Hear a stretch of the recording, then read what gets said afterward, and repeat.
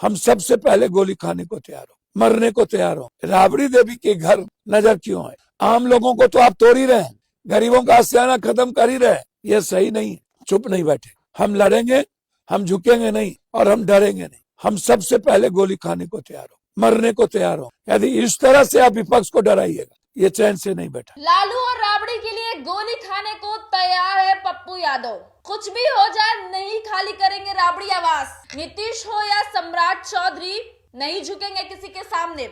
देखिए, जब से ये मुद्दा बिहार में तेज हुआ है कि राबड़ी आवास को खाली करना है, उसके बाद तमाम नेताओं के बीच जो है बयानबाजी जारी है। इसी बीच बता दें तो पूर्णिया के सांसद पप्पू यादव काफी गरमाए हुए नजर आ रहे हैं और लगातार अपने बयानों की ढेर लगाए हुए हैं। और एक बार फिर से पप्पू यादव ने कड़े बयान और कड़े तंज कसे हैं सम्राट चौधरी पर और नीतीश कुमार पर। कहा है कि उनके सामने वे झुकेंगे नहीं और कुछ भी हो जाए राबड़ी आवास को खाली नहीं करेंगे। राजनीति में है, विपक्ष है, विपक्ष की तरह कार्य करे, बदला ना ले। ये तमाम चीजें कहते हुए नजर आ रहे हैं पप्पू यादव। हम चाहेंगे कि आप इनके पूरे बयान को सुनिए। कि डिप्टी सीएम की सुरक्षा की दृष्टि से उनका घर उन्हें रहेगा। फिर सबसे पहले इनको राबड़ी देवी के घर नजर क्यों आए? आम लोगों को तो आप तोड़ ही रहे हैं, गरीबों का आशियाना खत्म कर ही रहे हैं। यह सही नहीं है। नीतीश जी आग्रह करेंगे आपसे, वो विधान परिषद की विपक्ष की नेता ही नहीं है, वो डिप्टी सीएम भी है। लालू यादव जी ने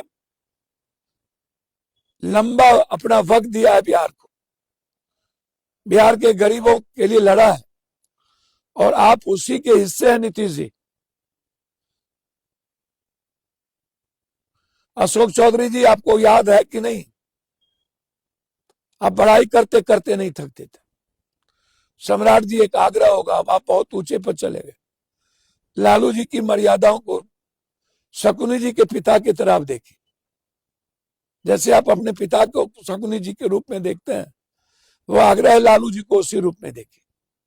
मेरा आपसे भी नम्रता है, आपकी मर्यादा बढ़ेगी और आपका सम्मान बढ़ेगा। आप जिस भाषा का प्रयोग लालू जी के लिए करते हैं वो सही नहीं। आप विपक्ष हैं, वैचारिक बात पर बोलना चाहिए, लेकिन बदले की भावना से ये नहीं होगा।